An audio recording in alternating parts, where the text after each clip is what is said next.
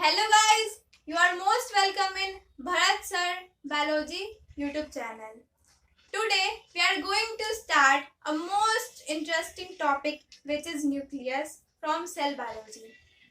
Previous lecture में हम लोगों ने पढ़ा था सेल के बारे में, सेल के स्ट्रक्चर के बारे में, सेल के फंक्शंस के बारे में।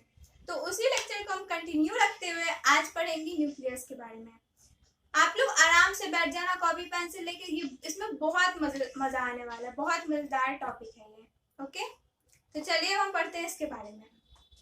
फर्स्ट ऑफ ऑल जान लें हम, ये डिस्कवर्ड बाय रॉबर्ट ब्राउन है।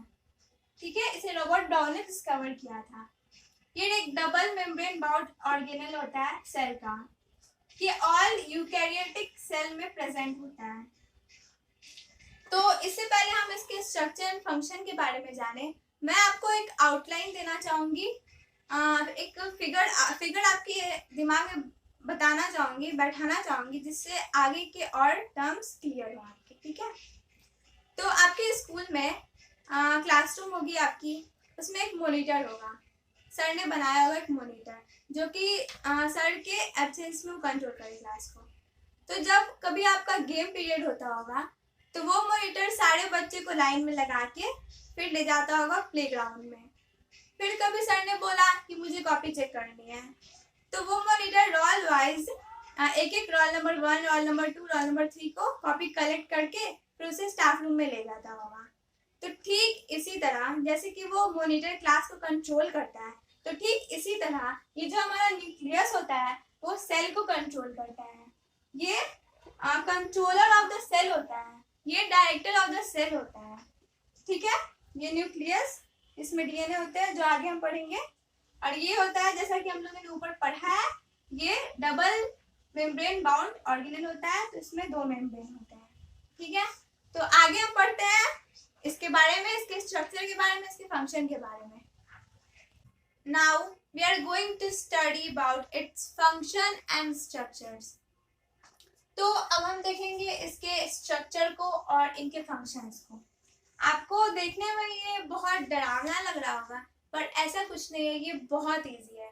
और हाँ, मैं इसे पढ़ाने से पहले एक बात आपको बताना चाहूँगी कि आगे के कॉम्पिटिटिव एग्जाम्स में, जैसे कि आप ले लो नीट, ठीक है, और भी पैरामेडिकल और भी होते हैं बायो के फील्ड में एग्जाम्स, उसमें बहुत काम आते हैं। तो इसको आप अपने माइंड में सेट करके पढ़ना, ये बहुत इंपॉर्टेंट है। इनके स्ट्रक्चर्स भी ऐसे 1 मार्क्स से आपके कुछ भी पूछ सकते हैं। इसमें फंक्शन ऑफ न्यूक्लियस पूछ देंगे, फिर एन लैमिना, ये सब इस टाइप के क्वेश्चन। तो चलिए अब हम इसे शुरू करते हैं। तो देखिए ये न्यूक्लियस की स्ट्रक्चर है। तो जैसा कि हमने पहले पढ़ा था, ये डबल मेम्ब्रेन बाउंड ऑर्गेनेल है। तो इसका जो फर्स्ट 1 मिनट में ही वो न्यूक्लियर मेम्ब्रेन होता है, और जो इनसाइड जो मेम्ब्रेन होती है उसे हम इनर मेम्ब्रेन बोलते हैं। और इन दोनों के बीच में जो स्पेस होती है उसे बोलते हैं पेरीन्यूक्लियर स्पेस। तो ये जो आउटर मेम्ब्रेन और इनर मेम्ब्रेन को, दोनों मेम्ब्रेन जब मिलती है, तो इसलिए हम इसे बोलते हैं डबल मेम्ब्रेन बाउंड ऑर्गेनेल। ठीक है, तो ये कंसेप्ट को आप याद रखें, इससे आपको ये याद रहेगा कि ये डबल मेम्ब्रेन बाउंड ऑर्गेनेल है, ये भी इम्पोर्टेंट है। तो अब हम पढ़ते हैं आउटर मेम्ब्रेन के कुछ खासियत के बारे में। तो ये जो आउटर मेम्ब्रेन होती है, इससे जस्ट अटैच होता है हमारा आरडीआर। आरडीआर का full form rough endoplasmic reticulum. तो ये अटैच होती है जस्ट आरडीआर इसके आउटर मेम्ब्रेन से। अब हम पढ़ते हैं ये जो इनर मेम्ब्रेन है उसके जस्ट अटैच आपको दिख रही होगी एक छोटी छोटी स्ट्रक्चर दिख रही होंगी। इन स्ट्रक्चर का नाम होता है एन लैमिना। एन लैमिना मतलब न्यूक्लियर लैमिना। इसका काम क्या होता है पहले तो बता दूं मैं, ये मेडअप ऑफ होता है लैमिन प्रोटीन। ये जो एन लैमिना होता है न्यूक्लियर लैमिना, वो मेडअप ऑफ होता है लैमिन प्रोटीन, और इसका फंक्शन ये होता है कि ये न्यूक्लियस के शेप को मेंटेन करके रखता है, maintain the shape of nucleus. ये एन लैमिना का हमारा काम होता है। ऐसे इसीलिए हमारा न्यूक्लियस रिजिड होता है, अपने शेप को अच्छी तरह से मेंटेन करके रखता है। That is presence of, because of presence of nuclear lamina। तो अब हमने पढ़ लिया क्या क्या, आउटर मेम्ब्रेन पढ़ लिया, इनर मेम्ब्रेन, इसके बीच का स्पेस पेरीन्यूक्लियर स्पेस, ये जो इनर मेम्ब्रेन से अटैच होता है वो न्यूक्लियर लैमिना होता है, जो हमारे सेल के शेप को, न्यूक्लियर के शेप को मेंटेन करके रखता है। और यहाँ पढ़ा आउटर मेम्ब्रेन से जस्ट अटैच होता है हमारा आईडीआर, रफ एंडोप्लाज्मिक रेटिकुलम। अब हम आते हैं इसके कुछ, ये अब आप सोच रहे होंगे कि मैं इसके बीच में स्पेस क्यों छोड़ रही हूँ। ये स्पेस क्या होता है अब ये जानिए। ये जो बीच में स्पेस होता है उसे हम बोलते हैं न्यूक्लियर पोर कॉम्प्लेक्स, इसे बोलते हैं पूरे को। ये न्यूक्लियर पोर कॉम्प्लेक्स होता है वो न्यूक्लियोप्लाज्मिक प्रोटीन, ये जो है ऊपर वाला, और पोर से बना होता है। ये जो पोर आपको दिख रहा है वो दोनों से बना होता है nuclear pore complex.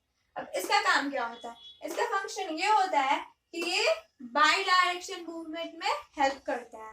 By direction movement means कि इधर से हमारा जैसे आरएनए जाता है बाहर और बाहर से फिर प्रोटीन आता है, इस टाइप के मूवमेंट को आपको पता होगा ना। प्रोटीन न्यूक्लियस के अंदर कभी नहीं बनता, कभी नहीं बनता। न्यूक्लियस के अंदर आरएनए बनता है ओनली, प्रोटीन साइटोप्लाज्म में बनता है। तो इसलिए यहाँ से आरएनए का आना जाना इधर होता है बाई डायरेक्शन मूवमेंट में, इधर से इनसाइड से आउटसाइड भी जाती है, आउटसाइड से इनसाइड भी जाती है, इसलिए हम इसे बाई डायरेक्शन मूवमेंट बोलते हैं। ठीक है, तो हमने ये पढ़ लिया, ये क्या है? Nuclear pore complex. अब हम पढ़ेंगे इसे, अंदर की स्ट्रक्चर्स को पढ़ते हैं। ठीक है, ये जो आपको छोटा छोटा वो दिख रहा है ना, ये डॉट्स, ये है फ्लूइड है ये।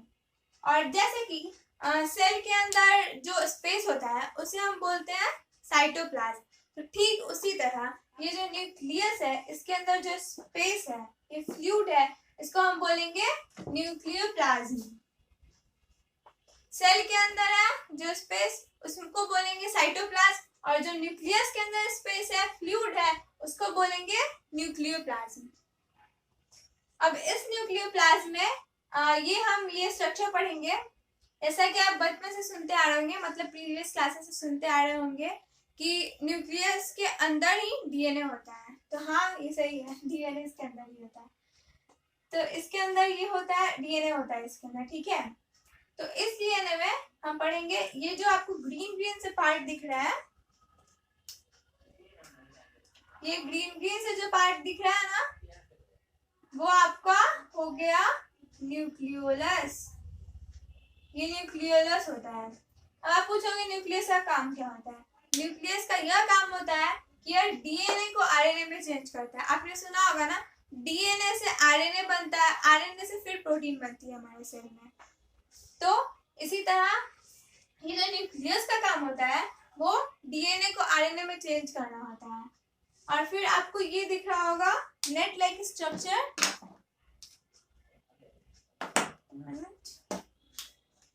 ये जो आपको नेट लाइक स्ट्रक्चर दिख रहा है यहाँ, ये स्ट्रक्चर का नाम है क्रोमैटिन नेट।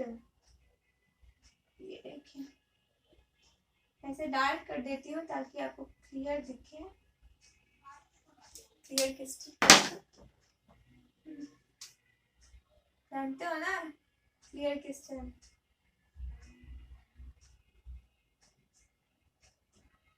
चलिए, ये हमारा रेडी हो गया। हाँ, तो अब कहाँ थे आप? ये जो ग्रीन वाली पार्ट दिख रही है आपको, इसको न्यूक्लियोलस बोलते हैं। न्यूक्लियोलस का काम होता है डीएनए को आरएनए में चेंज करना। और ये जो आपको नेट लाइक स्ट्रक्चर दिख रहा है, इसे बोलते हैं हम क्रोमैटिन नेट। क्रोमैटिन नेट का काम क्या होता है? जब हमारी सेल डिवाइडिंग फेज में होती है, तो आपने क्रोमोसोम का नाम सुना होगा, तो यही क्रोमैटिन नेट आगे चलकर डिवाइडिंग फेज में क्रोमोसोम बन जाती है। फिर हमारा सेल डिवाइड होता है, डिप्लॉइड से हैप्लॉइड बनता है, और आगे की प्रोसेस होती है। वो आपको सेल डिवीजन में पढ़ना है, यहाँ नहीं पढ़ना, आपको इंट्रो चाहिए बस इसका। तो फिर ये देखिए क्रोमैटिन नेट है, ये वाला नेट, और इसका फंक्शन तो आपने जान लिया, यही आगे चल के क्रोमोसोम बनती है जो कि डीएनए में होती है। तो यही फिर बनती है। और एक चीज मैं आपको और बता दूं, ये न्यूक्लियस जो होती है वो, जैसा कि मैंने बोला,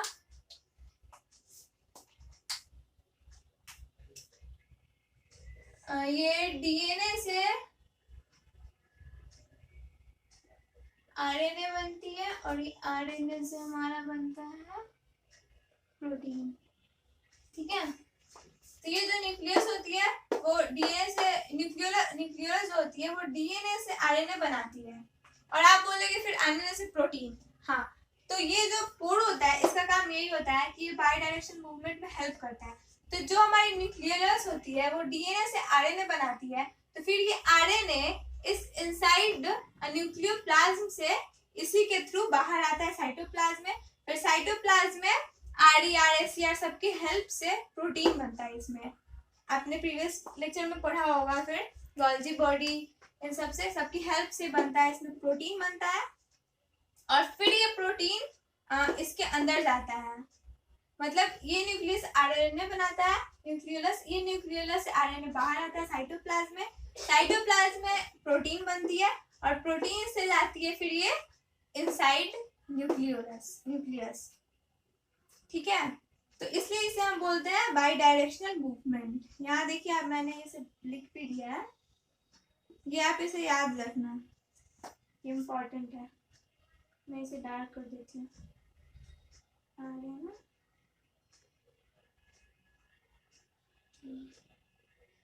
आप लिख भी लेना बाई डायरेक्शन मूवमेंट। यहाँ अंदर न्यूक्लियोप्लाज्म से जाती है आरएनए साइटोप्लाज्म में, और साइटोप्लाज्म से प्रोटीन आती है इसके अंदर। तो ये हो गया हमारा, छोटा तो नहीं, मैं देख लेती हूँ, सब कंप्लीट हो गया। तो ये हमारा था न्यूक्लियस का स्ट्रक्चर एंड फंक्शन। और होप कि आपको ये वीडियो अच्छी लगी होगी। एक बार फिर से वैसे मैं समराइज कर देती हूँ सबको, ठीक है। स्टार्टिंग में हम लोगों ने पढ़ा था न्यूक्लियस की डिस्कवरी किसने की थी? Robert brown.